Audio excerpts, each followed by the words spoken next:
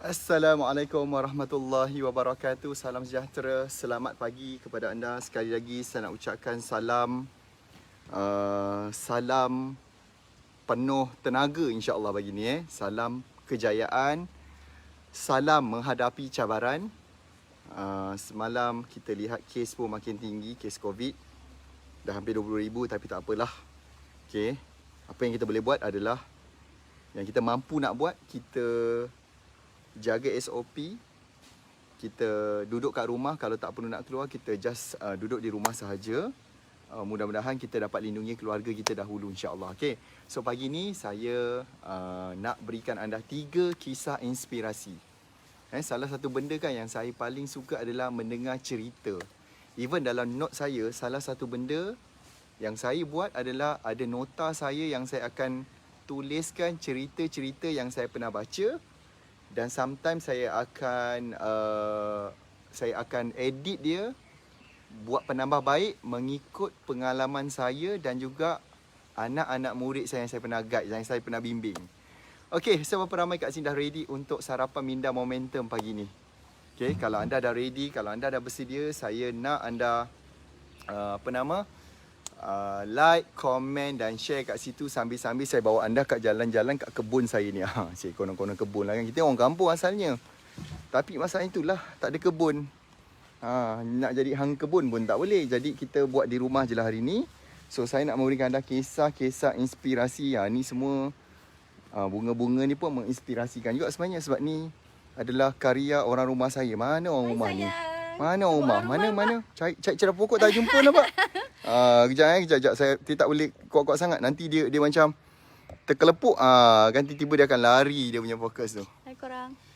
Okey. Saya sebut nama ni tadi. pokok apa ni? Sayang? Ni pokok apa? Kertas. Bunga kertas. Bunga kertas Saya nasib Pokok baik. nenek-nenek kita dulu. Nasib baik Omar bagi tahu. Kalau tak saya ingat pokok orkid ke bunga ros. Ini bunga apa yang besar ni? Alamak, ini lupa. macam hari tu Kenapa kita saya tanya soalan yang lupa kita nak jawab? transfer kan pokok ni. Macam ketapang ni. Ni daun dia. Ni macam daun bukul tempe bukan Tahu tak ni kenapa jadi macam ni? Salah saya lah. Sebab saya suruh tukang kebun pindahkan. Oh, dia so merajuk. dia merajuk, dia gugur yang sana tu elok kan? 3 pokok kita pindah. 2 tak Kat sana merajuk, tu elok. 1 merajuk. Pokok Pokok. kan? Okey tuan-tuan. So pagi ni saya ada beberapa story sebenarnya nak sharekan kepada anda sebenarnya. Okey. Best. Siapa nak dengar? Siapa kat sini nak dengar? Sebab kita macam saya tahu ramai dalam keadaan tengah struggle. Mungkin ada yang tertekan kan sayang kan. Ada yang macam kenapa aku masih tak berjaya? Kenapa aku buat tak jadi? Ada yang mungkin dia dah buat dah jadi. Tapi lepas tu tak jadi balik. Adakah Allah Ta'ala tak sayang kita? Adakah kita yang sebenarnya kurang menarik perhatian Allah SWT? Ataupun ada kat mana-mana silap? Bukanlah silap, tapi mungkin ada benda yang saya sentiasa percaya. Saya abang pegang perkataan dia.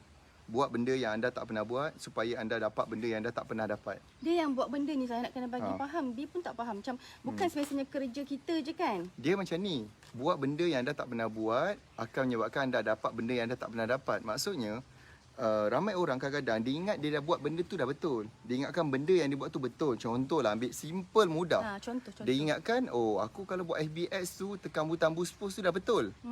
Tapi along the way, bila dia buat, kan masih lagi tak berhasil. Bila tak ada hasil, bermaksud benda tu is not work. So dia kena buat benda yang betul. Benda yang betul itulah dia kena belajar daripada orang yang berpengalaman. Macam kami di Momentum, saya sendirilah as orang yang dah run benda ni, saya dah buatlah silap tu dulu. And then kita cari jalan, ikut formula, ikut filosofi dalam marketing, tarik perhatian orang, ikut apa benda perkataannya nak bantu orang. Last kita dapat jumpa benda tu, benda ni buat macam ni. Itulah yang kita videokan dan kita bagi free. So, ramai yang sebenarnya belum lagi buat benda tu. So, nasihat saya, ambil buat. Nanti dapatlah benda yang dia nak. Dan lagi satu sayang, dia orang kena perasan. Kadang-kadang ada orang yang dah kerja sangat bekerja, workaholic. Dah buat semua benda dah. Memang bila orang nampak secara kasar, kerja keras dia ni. Tapi kenapa tak ada hasil lagi sayang? Sebab dia belum pernah buat benda yang dia belum pernah buat, seperti sedekah, sayang santuni jiran, santuni orang tua, santuni sayangi wife ataupun anak-anak macam tu. Yes, betul. Itu antara bendanya juga. Okey. So you dapat sesuatu kat situ. Contoh benda yang dia tak biasa nak buat, katalah follow FB Live macam ni, dengan sarapan minda momentum, perbaiki kita punya orang kata mindset. So benda-benda ni pun akan bantu you untuk nanti nak dapatkan knowledge yang you akan nampak, oh ni rupanya aku tak buat. Iaitu belajar. Dapatkan bekalan semangat. Okay, so story yang pertama. Saya mulakan so, dahulu. Share dulu sayang sebelum saya Dah share ke belum ni? Alamak. Story best ni. Kan saya ada 3 story yang paling best banyak ni. pula tu. Dah kita pindah pula sana. Sambil kita jalan-jalan. Takut dia dah Boleh, panas kita lah. boleh. Sebab rumah kita ni belah pagi ni. Pagi belah pagi matahari sini panas. dia menghadap ke belah sini. So kita kena pindah-pindah. Nampak? Buat benda kita tak pernah buat. Bola kita boleh dapatkan kesejukan. Kalau tidak, kejap lagi kan kita kepanasan. Ni. Okey. Kita kena parking ni betul-betul kat sini ni. Dia tak boleh kuat-kuat. Dah tak boleh nak hantar kuat-kuat. So nanti kamera ni tiba-tiba kan dia tersengit. Kurang panas itu. So story yang pertama saya, abang mulakan dengan kisah orang tua yang bijaksana. Okay. So dia macam ada satu kampung ni pada zaman dahulu. Dia pada zaman dahulu Dia sebuah kampung. So kat kampung ni adalah seorang orang tua ni yang dia ni memang bijak. Orang semua kenal atuk ni memang bijak. Atuk ni tak tahulah atuk kat Malaysia ni macam mana. Okey. Bijak sayang. Memang bijak. So ramailah datang kat dia akan mengadu, "Tok, susahlah, payahlah, mencabarlah, hidup macam ni lah, PKP lah, lockdown lah, Perdana Menteri lah." Macam-macam benda lah. Sayang. Kan? Perdana Menteri Britain masa tu. Okey. Sebab ni kat luar negara, tulisannya orang putih. Ya, betul. Jadi orang tua ni pun fikir, macam mana aku nak bagi dia orang happy, gembira. Dan dia ada satu juga, dalam masa sama aku nak bagi dia orang ni sentap sekali. Kena bagi sentapan sekali. So orang tua ni dah share dah share. Terima kasih. So orang tua ni pun dia orang yang datang jumpa dia tadi ada masalah. Orang tua ni pun hiburkan dengan satu lawak. Dia buatlah macam satu lawak bla bla bla bla bla. Orang pun gelak. Gelak ketawa, gelak. Memang lawak gila. Itu gelak ikhlas ke sayang? Ini bukannya naik juara Maharaja Lawak yang terlibat dengan pemerdagangan manusia. Gurau.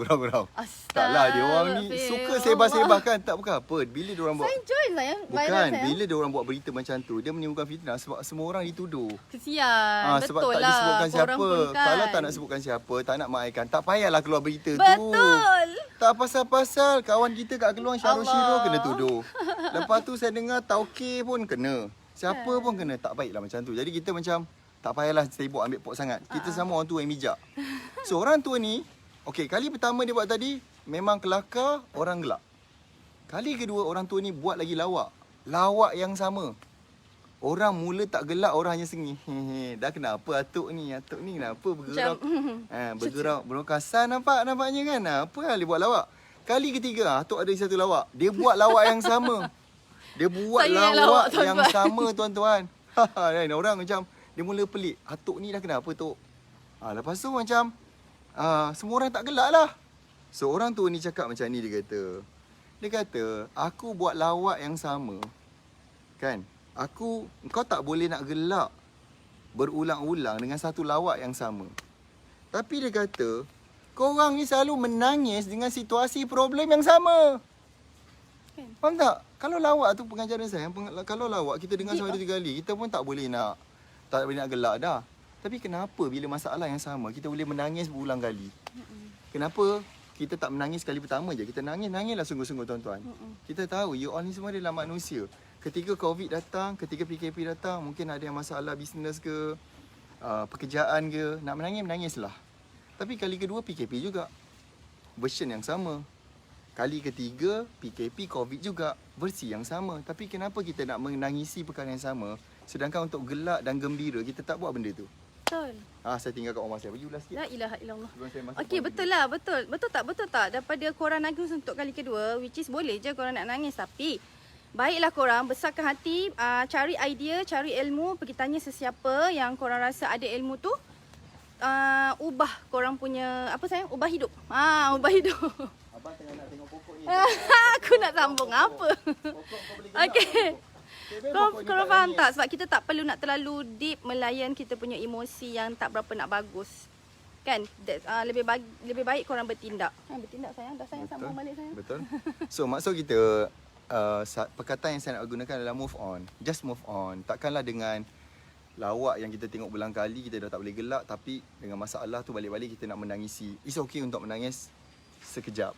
Tapi kali kedua, kali ketiga berlaku lagi benda tu, kita bangkitlah insya-Allah. Dan di sinilah kami nak berikan kepada anda semangat setiap pagi. Itu adalah the first story. Siapa kat sini suka story tadi tu? Saya. Siapa kat sini yang belajar sesuatu dari story yang itu? Dah share ke belum? Sebab saya nak you all kongsikan, and at least you text kurang-kurangnya 3 orang kawan-kawan you, and then saya juga minta anda tekan button share. Mudah-mudahan ada yang tengok ni pun dia fikir, lah betul lah, kenapa aku macam ni, kenapa aku kena move, macam tu, insya-Allah. Boleh tuan-tuan? Kami faham. Okey. Yang kedua, story tentang budak yang pemarah. Okey. Dia ada seorang Saya budak tak tahu. ni. Dia ada seorang budak ni. Dia ni kan memang bad temper. Kejap-kejap mengamuk, kejap-kejap marah. Boboy lah agaknya nama dia. Kita namakan dia Boboy lah. Boboy ni asyik marah je, Boboy ni. Kalau dia besar sikit, Boboyot. Boboy ni asyik marah tau. So dia macam bapak dia cakap, Boboy, apa kata bapak tolong, dia kata. Boboy lepas ni jangan marah, nak kurangkan Boboy punya marah. Okey. Apa nak buat papa? Boboy ni marah sangat ni papa. Macam mana ni kan? So Boboy macam ni. Setiap kali Boboy rasa marah, Boboy ambil satu paku ni, pergi ketuk kat dinding. Tam. Setiap kali marah je. Rasa marah je. Ketuk paku. Tam. Jom korang. So setiap kali marah je dia ambil ketuk paku. Ketuk paku. Macam tu. Sebab dia nak, supaya dia boleh, bapak dia nak ni, dia adalah orang kata macam dapat mengurangkan dia punya hot temper tu tadi. Bad temper ni tadi. Jadi lepas lebih kurang seminggu tu, budak ni dah mulalah macam orang kata dah mula kurang. Makin lama, hari pertama yang dia marah tu, dia ketuk 37 batang paku kat pagar, kat dinding ni. 37 kali dia marah. 37 kali dia marah. Makin lama, dia punya kemarahan tu dia makin kurang. Dia makin slow down. Jadi makin lama paku tu makin kurang lah. Makin tinggal sikit. Dia pun jumpa, Papa, Alhamdulillah, dia kata. Boboy punya marah makin kurang lah. Boboy kita cakap Alhamdulillah. Boboyot. Dia kata Boboy punya marah ni makin kurang lah, dia kata. Dah makin kurang. Alhamdulillah lah, dia cakap. Berdasarkan ketukan paku tu. Kan. Dan sebab dia makin lama, paku tu makin kurang. Okay. So, bapak dia cakap, okay, perkara kedua Boboy kena buat, dia kata. Lepas ni, setiap kali dia kata macam ni. Marah? Dia setiap kali marah, dia berkata lepas ni, Boboy akan dia kata cabut pula paku. Cabut paku. Tadi ketuk, tapi ni setiap kali marah pula kena cabut. Okey? So makin lama sama juga, yang cabutan dia pun makin lama makin kurang. Okey, so bapak dia cakap, okey, alhamdulillah papa, Boboy memang dah hilang dah marah, dah tak ada makin kurang. Hari ni langsung tak ada cabut. Tapi bapak dia kata, mes ini Boboy, kita tengok pagar ni. Okey. Boboy katakan tadi, kemarahan Boboy tadi, Boboy marah, Boboy bad temper segala bagai. Boboy dah kurang. Dah tak ada ketuk, dah kurang cabut. Tapi Boboy lihat berapa banyak lubang yang dah berlaku kat situ. Berapa banyak lubang yang telah diketuk dan berlubang, dan benda tu tidak boleh nak dihilangkan daripada pagar kita ni, Boboy. Bapak dia pula yang Habis marah. pagar kita, Boboy. Bapak dia, bapak ketuk paku sekarang? Tak, dia cakap macam tu. Nanti kena tampar dengan bapak dia. Okay, so bapak dia cakap, Boboy, bila kita bad temper, dia tetap meninggalkan kesan kepada orang yang kena. So, setiap kali kita nak marah, kita juga kena ingat apakah kesannya kepada orang lain. You as a boss, kadang-kadang sebagai leader, sebagai ketua, mungkin ada benda-benda yang kadang-kadang you adalah bad temper. Tapi kita juga kena ambil muhasabah diri. Berapa banyak kesan pula yang tinggal kepada tim kita yang mungkin dapat bad temper, entah tak ada apa-apa pun. Sayang, kita kena terasa. Kadang-kadang mungkin staff tu mungkin tak pungut sampah je. Kita marah, tak ada setengah orang yang bos-bos yang memang dia jenis yang bad temper. Tapi kalau macam Kalau kita marah-marah tim tu ketegasan, macam mana sayang? kita bukan marah, kita dari segi ketegasan. Sebab tugas hakiki saya ni nak menjaga keberkatan. Okay? Kalau tim mengambil itu sebagai marah, jadilah marah. Tapi kalau tim mengambil sebagai, betul lah bos aku, leader aku ni nak tolong aku jaga keberkatan rezeki aku dalam company ni. Kita bekerja pula tu dengan bos. Sebab bila kita makan makanan, kita tengok ni halal, ni haram, ni haram jadah. Kita selalu tengok risau makan benda yang haram. Betul. Tapi pekerjaan, gaji yang kita masa bekerja, mungkin kita buat phone call, telefon customer, kita mungkin mengular, kita mungkin tak siapkan 10 tugas hari tu, kita hanya buat 2. So mana 8 lagi yang kita dibayar? Ngelak. Ke mana perginya yang lagi 8 tu tuan-tuan? Apa yang Asyam? Okay? Siapa dapat daripada 2 story ni tadi? Saya janji tadi 2 ke 3? 2 dah lain, dia orang macam tak nak je kan. Siapa yang nak yang story yang ketiga? Dan insya-Allah mudah-mudahan dia memberikan you all ni macam sedikit inspirasi kat situ. Siapa nak yang ketiga? Okay? Siapa nak story ataupun cerita yang ketiga? Cuba komen nak. Ala-ala lah sayang, ala-ala. Itulah saya kata macam mana lah Ainai, diorang saya ni. fikir Ainai kami mungkin diorang ada hal kot. Mungkin ada urgent ke, kena vaksin ke mungkin lah. Kan? Okay, tapi tak apa. So, berapa ramai nak ketiga? Siapa yang kata komen nak dan teruskan untuk bayar yuran sarapan minda kita pagi ni dengan tekan butang share. Thank you. Mudah-mudahan ramailah orang kat sini yang dapat belajar, yang dapat sesuatu. Orang kata daripada story yang kita buat ni tadi. Kita jalan lagi semula. Jom kita jalan. Kita berjalan-jalan. Kita pergi mana pula sekarang? Kita pergi belah sana pula. Mari kita. Ha? Itu tak boleh. Sana boleh juga. Tapi semua pokok sama. Kita pergi sana pula. Cuaca makin panas. Mari kita berjalan ke sana pula. Sambil-sambil saya nak cakap. Cerita yang ketiga ni best. Serius cerita kisah yang ketiga ni best. Sebab terlalu ramai orang yang dia akan ada isu pada poin cerita yang ketiga ni. Sama. Dia adalah iktibar yang sebenarnya. Sebab yang ketiga ni saya ada nak menceritakan sayang tentang kisah gajah. Kalau kita lihat dalam Al-Quran, kalau kita lihat dalam Al-Quran sayang, banyak kisah berkaitan dengan binatang. Cuba saya bagi tahu apa yang ada. Ada sapi, lembu, semut, surah An-Namlu, ada lebah, ada lagi apa lagi? Ada burung lagi. Pokok sini pula. Pokok sini pula boleh? Kan ada banyak. Ada terlalu banyak sangat surah yang berkaitan dengan haiwan. Sebab kita adalah orang kata mengambil iktibar daripada kisah-kisah haiwan tu tadi sebenarnya. Ada banyak story sebenarnya. Okey. Yang ketiga ni dia ada kisah tentang seekor gajah. Tapi dia besar badan dia. Gajah ni dah besar. Orang kata selalu, kenapa badan kau besar macam gajah? Macam tu lah kan. Saya gunakan pelekat gajah duduk tu je lah. Okey. So, ada satu gajah ni kat zoo tau. Dia macam, ada orang ni dia tengok gajah ni, badan dia besar gila. Gajah ni dah dewasa dah. So, dia nampak gajah tu tak bergerak. So, sedangkan kaki dia dirantai dengan rantai yang sangat halus. Yang sangat halus. Simple je. Mungkin macam rantai emas leher orang manusia. Tapi dia rantaikan kaki gajah. Dan gajah tu langsung tak bergerak. So, orang ni yang lelaki ni tadi, dia panggil lah penjaga zoo. Dia kata, bang, sini sekejap bang.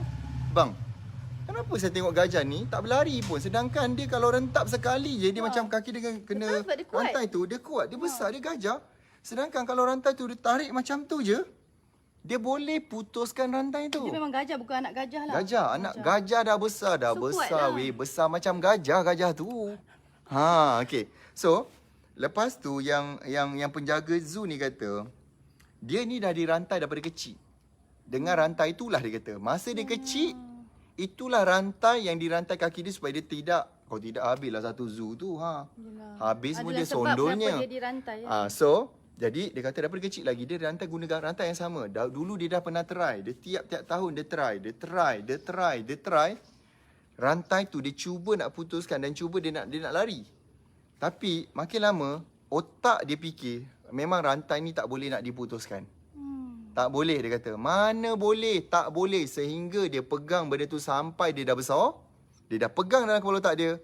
Rantai ni mustahil nak diputuskan. Padahal tuan-tuan, anytime kalau dia cuba dan rentap lagi sekali, betul, dia mungkin dah bebas nak berlari ke mana-mana. Cerita gajah ni. So apa saya nak cakap, sama dalam hidup kita.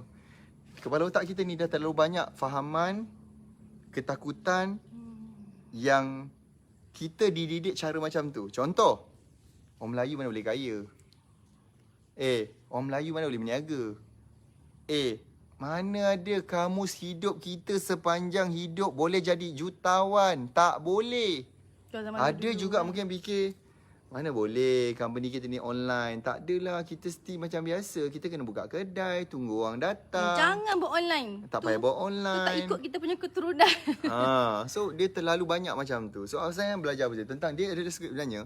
Kisah gajah ni tadi bukan pasal gajah tu. Gajah memang semua dirantai. Kalau tidak habis dah ada rempur. Silap dia lari pergi kat parking, penyek kereta kita. Tapi dia adalah berkaitan dengan belief system. Betul sayang? Belief system So dia boleh berubah kan sayang? Sistem kepercayaan. Kalau untuk manusia ni. Macam kalau siapa pernah masuk RPM, kita selalu buat cerita tentang Roger Bannister. Yang lari. Yang dia berlari 1.6 km dalam masa kurang 4 minit. Padahal kepercayaan orang sebelum tu dah lebih kurang sayang, rekod tu tak dipecahkan dah 100 tahun. Kira saya antara yang mengubah belief sistem manusia sebelum ni. Yes, saya membantu. Saya hanya membantu. Antaralah salah seorang. Antara membantu untuk ubah cara you percaya kat sini. You kata tak boleh dapat customer. Kita ubah. Kita tunjukkan result. Ni dapat. Ni dapat. Ni dapat. Dulu dia pun tak dapat. So, nak memecahkan tembok kepercayaan kat sini memang tak senang saya. Susah. Kita Memang berkorban lah. agak struggle. Benda yang agak mencabar sebenarnya tuan-tuan adalah untuk pecahkan kita punya cara fikir. Lepas tu dia kata, ada ke orang nak follow saya kat Facebook? Kalau kita buat baik, kalau kita sebarkan kebaikan, buat mesej, buat FB Live macam ni, pasti ensure akan sooner or later orang akan tetap akan tengok kita. Betul-betul. Tetap akan tertarik, tetap akan memberikan kepercayaan kepada kita. Wahai tuan-tuan dan puan-puan sekalian.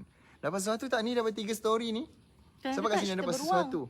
Beruang tak payah, ada 3 story hari ni. Alah. Beruang tu nantilah. Best apa tadi beruang? Beruang yang tu nanti cerita lain. Cerita beruang. Dia nak beruang pula. Nanti abang ceritakan malam ni sebelum kita tidur. Hayah yang cerita beruang macam ni. Tak puasa. Okay, so adakah anda belajar sesuatu daripada situ? Dan saya harap benda ni dapat membantu. Sebenarnya you all boleh buat. If you think you can, you can. Belief system. Kalau anda fikir anda boleh, pastinya anda boleh, Dia tuan-tuan. kena berani lah bang. Betul. Kena berani. Saya pun antaranya Berani contoh bertindak, bagi berani jumping. mengambil. Belief system saya tak nak bagi jumping. So memang tak berani kat situ. Betul. Tapi kita cuba berani kat tempat lain yang kita banyak kelemahan pun sebenarnya, tapi dalam 10 kelemahan kita mungkin boleh berani pada 6-7 kelemahan kita untuk jadikan dia belief system yang baru. Betul, insyaAllah. So saya hargai, saya appreciate bagi anda yang berada dalam Sarapan Minda Momentum pagi ini. Kita pun kejap lagi kita ada macam persediaan untuk, saya nak bagi tahu anda, saya adalah salah seorang speaker untuk Maxis. Yang mana kita ada program nama apa je kita nak dia punya persediaan dia. Dia punya preparation dia kejap nama dia adalah secara spesifik. Sebab saya adalah salah seorang speaker yang dipromote untuk program Maxis Business Spark Usaha Wira. Okey, yang akan berlangsung pada penghujung bulan Ogos ni insya-Allah. So kita dah kena prepare modul dia nak ajar apa-apa poin penting. Sebab saya salah seorang Maxis Business Spark Usaha Wira. Okey, so kita adalah salah seorang yang dibariskan saya dengan brand Facebook, Google, TikTok, kan, dan beberapa lagi brand-brand besar yang berada di Malaysia. Dan saya rasa satu penghormatan, satu penghargaan daripada pihak Maxis bila menjemput saya sebagai salah seorang speaker di dalam Maxis Business Spark Usaha Wira yang akan berlangsung pada Ogos ni insya-Allah. Tapi oleh kerana dah nak dekat, kita kena prepare lebih awal. Dan saya dengar Maxis pun ada bagi macam geran-geran perniagaan untuk membantu bisnes kecil dan sederhana. Jadi you all nanti bolehlah dapatkan maklumat ke info, pergi ke laman web Maxis, tengok apakah yang ditawarkan yang kita boleh ambil peluang tu tadi insya-Allah. Okey? So saya rasa itu saja untuk pagi ni, dan jangan lupa juga untuk join Telegram kita sebab ada banyak video yang kami beri. Ada juga tawaran, detail RPM kita. Ada juga ada tawaran untuk kelas kita RPM edisi Merdeka yang bertemakan strategi Facebook Ad. Yang mudah-mudahan kita berharap anda dapat merdekakan diri anda, bisnes anda dan tahap keuangan yang lebih baik. Terima kasih banyak. Assalamualaikum warahmatullahi wabarakatuh. Jumpa lagi. Bye.